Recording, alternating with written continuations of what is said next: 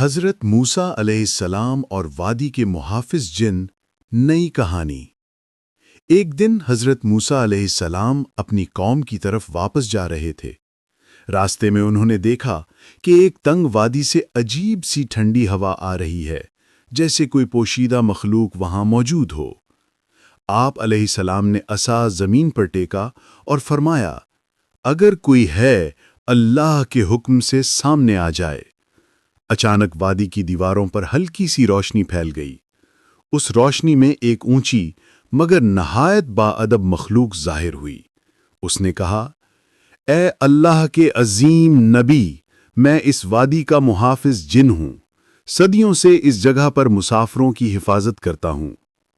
حضرت موسیٰ علیہ السلام نے پوچھا، کیا تم مسافروں کو نقصان نہیں پہنچاتے؟ جن نے فوراً کہا، نہیں، ہمیں صرف اتنا حکم ہے کہ جو بھٹک جائے اسے صحیح راستہ دکھائیں، اور جو ظالم ہو اسے یہ وادی خود روک لیتی ہے۔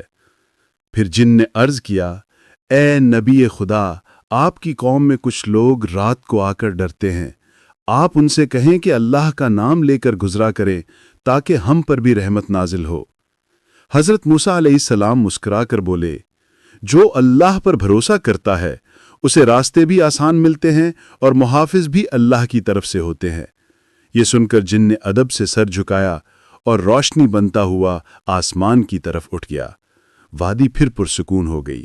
اگر آپ کو یہ اسلامی داستان پسند آئی ہو تو ویڈیو کو لائک کریں، شیئر کریں اور مزید ایسی خوبصورت کہانیوں کے لیے ہمارا چینل سبسکرائب ضرور کریں۔ اللہ آپ کا حامی و ناصر ہو۔